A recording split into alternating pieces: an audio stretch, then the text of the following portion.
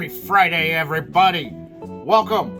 I'm Big D, Daniel Ravanelli. I'm from the 505 Cigar Review Show, here, giving you that exclusive Friday content for Student of the Leaf. Yeah. And today I'm actually going to be smoking the Firecracker from United Cigars. Look at that little lady right there. She's got that extra long pigtail that looks like it's a fuse. Nice, heavy, wrapped up, closed foot.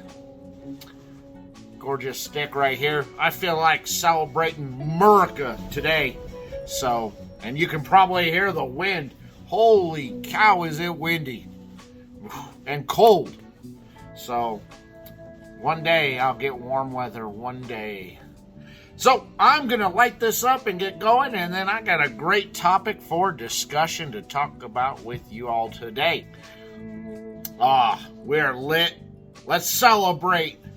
Just not America, but let's also celebrate our community. You know, I was trying to think about how could I touch on this topic, because it is kind of a sensitive topic, but I think it's also relevant to us as a whole, as a community. Because I honestly believe that the cigar community is the best community in the world. Really is. There's this brother and sisterhood that I don't think a lot of other communities have out there.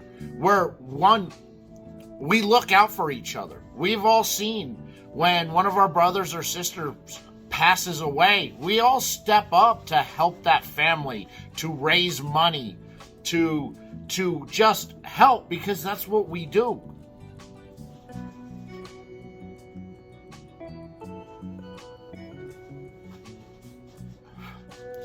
You know, when the pandemic was in full effect, you know, the Chicago crew all got together and was making lunches every day to give to the low-income kids who, that's the only meal they get, is what they get at school.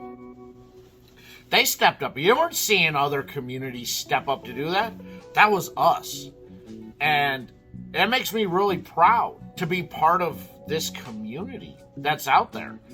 And, you know, this leaf binds us all together, because it doesn't matter what your income is, what your job is, what color you are, what religion you are. Because when you're sitting and talking with somebody, you tend not to bring politics and religion or anything in. You may talk about your job.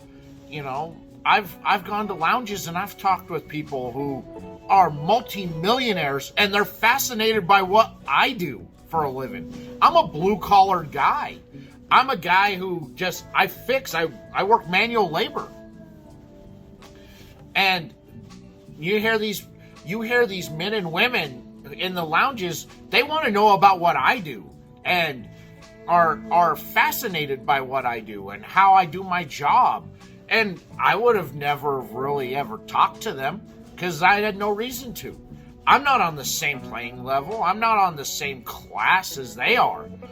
But when we got this leaf, we're equal.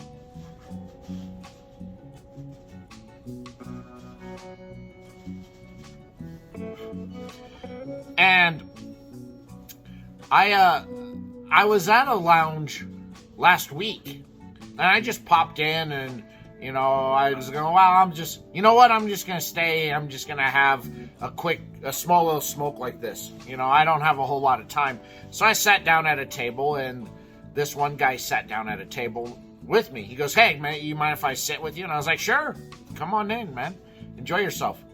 And so he asked me what I did for a living, and I told him. He told me what he did for a living.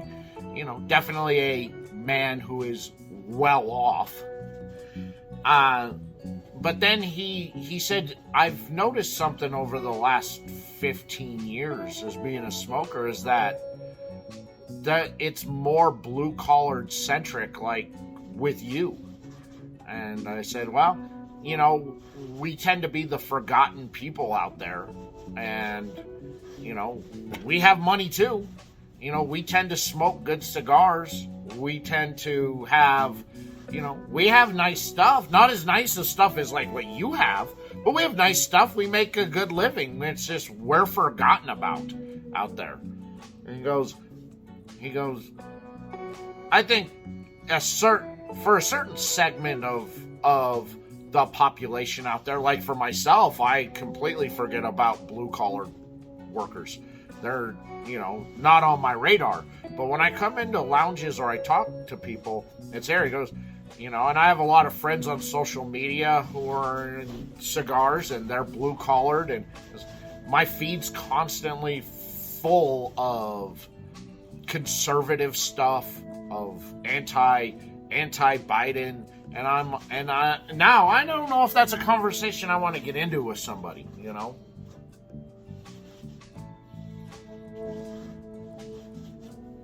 Because you don't know how, one, people are going to take it, and two, he's already admitted that a large segment of the cigar community is blue-collar conservative, and so, now he's opening up that bottle. I don't know if I want a part of that.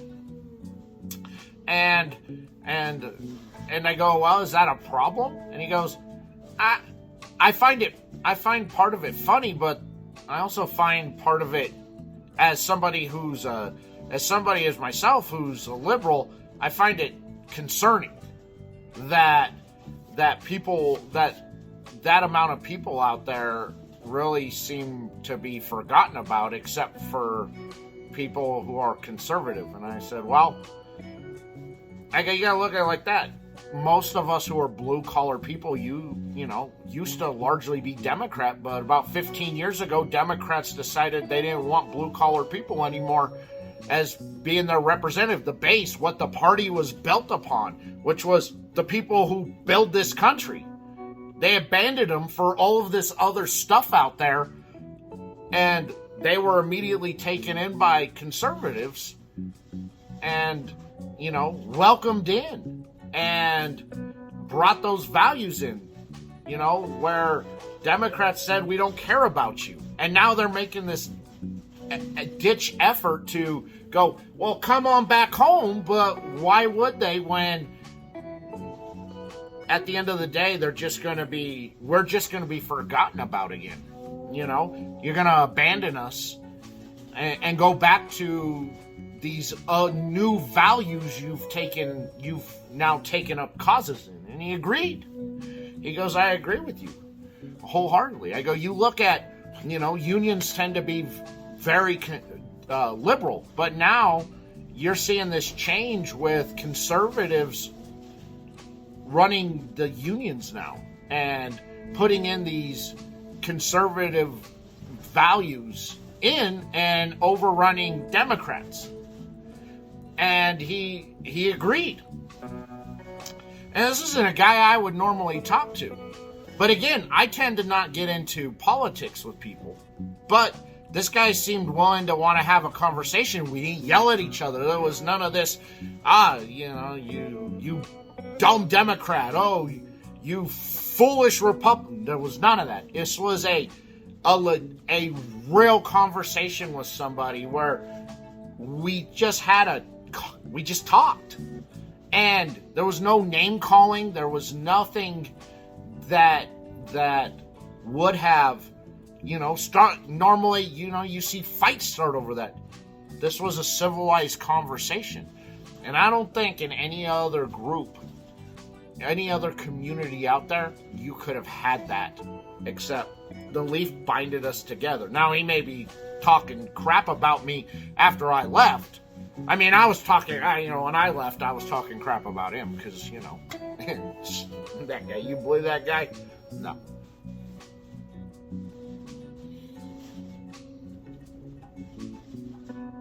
But that's one of those things about the community. We all come together when we need to.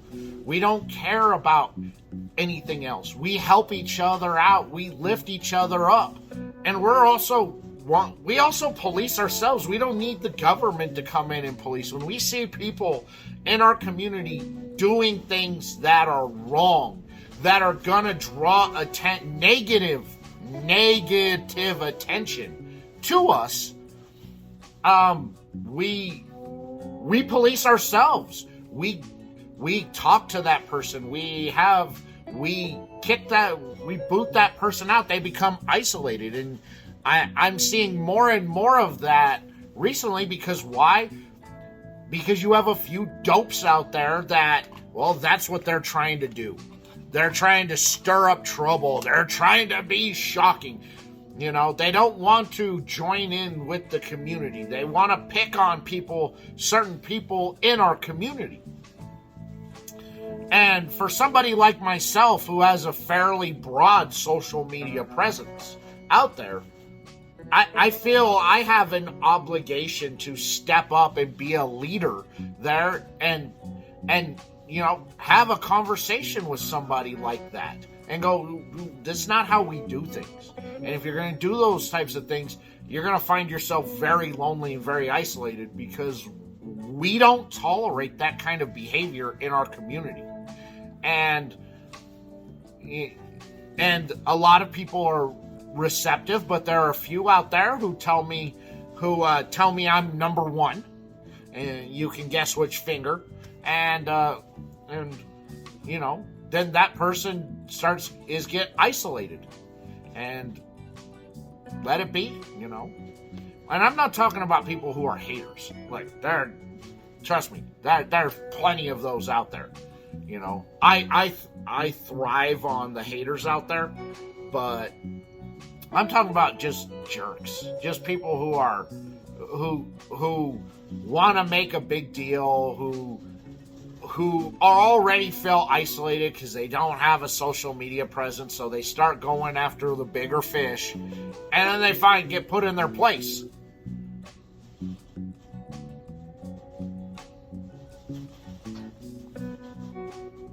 I'm talking too much. My stick's kind of going in and out.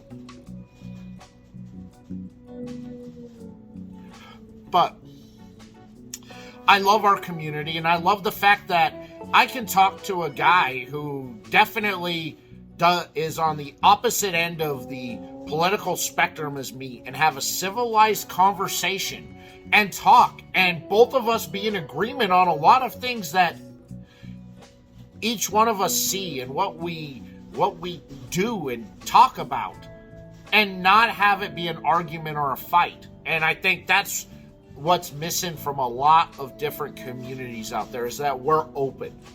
You know, you know, the big thing, the cancel culture warriors out there, tolerance.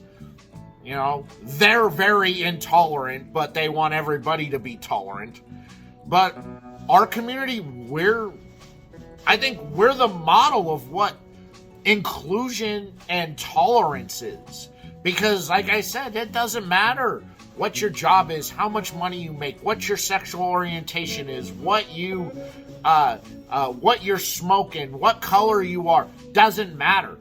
If you can sit down and talk to anybody, find a common ground on a lot of stuff. You find that you're similar to a lot of people. You have a lot of hobbies. And at the end of the day, when you leave that lounge, regardless of what they are, what you are, what the next person who sits down is, you kind of have a friend for life. Because I find that dude went over and he followed me on Instagram, he followed me on Facebook, and you know, he didn't have to do that, but he did. Followed, you know, and I'm grateful, you know, that this guy took the time after we had a conversation. And a lot we weren't in agreement in, but a lot we wanted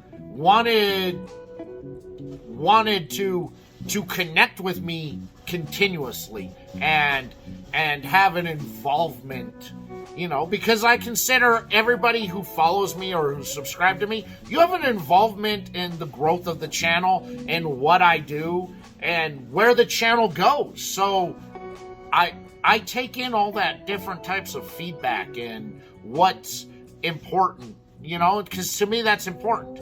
You know, I want to put out content that you want to watch, you're interested in, and you don't get that again, from other communities. I'm very open, and I love the feedback, and I make adjustments where necessary to that. So, at the end of the day, we are the greatest community in the world, and that, it's undeniable. And if you agree with me, let me know. If you don't, let me know. If you're new to the community, how have you been accepted? Have you gone into lounges? What has been your experience? I want to know. Let me know down in the comments. So that's it for this week, guys. I appreciate you all hanging out with me. Make sure you like, follow, and Mike Tyson punch that subscribe button down below to hear for Student of the Leaf. Let's get them to 200 subscribers. Come on. Boom. Knock it out. Feel free to go follow me over on YouTube, 505 Cigar Review Show. Follow me on Instagram, 505_cigar_review. I'm Big D, Daniel Ravanelli, for Student of the Leaf, and we will see you next week.